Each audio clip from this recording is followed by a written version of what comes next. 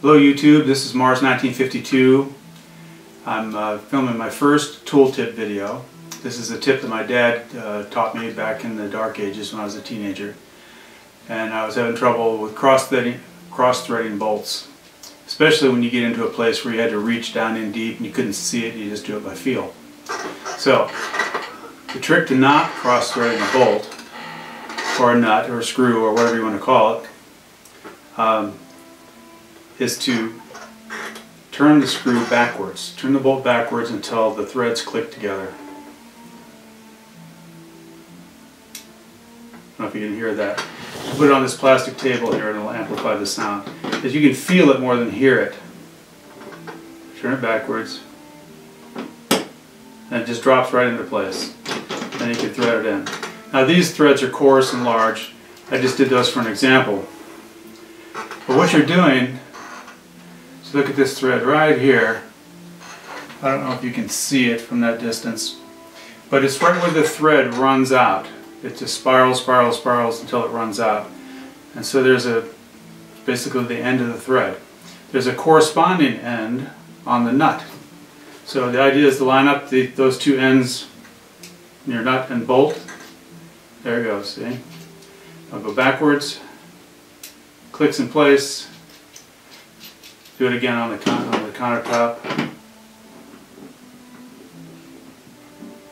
Did you hear that click? It goes right in. Now, it's especially helpful when you're putting a steel screw or a steel bolt into aluminum, like you're doing transmission oil change, or change the filter and you have to drop the pan.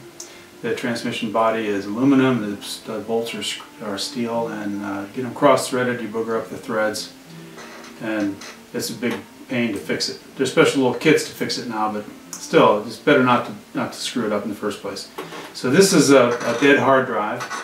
It's got an aluminum chassis, and here's the metal screw. I'm going to turn it backwards, and you should be able to hear an audible click. It dropped right in, so then just go. So over the years, I just do that by habit. I didn't remember it until recently that it's actually something that I do. See, it drops in.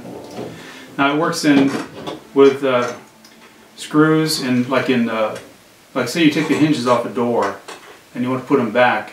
You can force them right in there. They'll cut new threads. That's what wood screws are for. But every time you do that, you weaken the hole. So if you want to put the thread, ideally you put the threads of the screw back in the same threads you cut the first time you put the thing in there, or whoever put it in. So it works with wood pretty well. All the wood's a little soft, you have to be careful. Turn it back, it'll drop right in place, thread it in. You can also do it in plastic. This is a plug that I cut off an extension cord so I could save it for another use. You got this at the scrapyard. So you have these plastic or metal screws with self-starting, self-tapping. And you can just jam those in there over and over again. 3 or 4 times you do that and the hole's going to wear out. So this works just as well in plastic, although it's a little harder to feel it as it does in metal. So I don't have my glasses on here so I can't see what I'm doing. Alright, so I put it in there, turn it backwards. And that, you probably couldn't hear that because it was very faint. I'll put it on the table here because that'll amplify it some.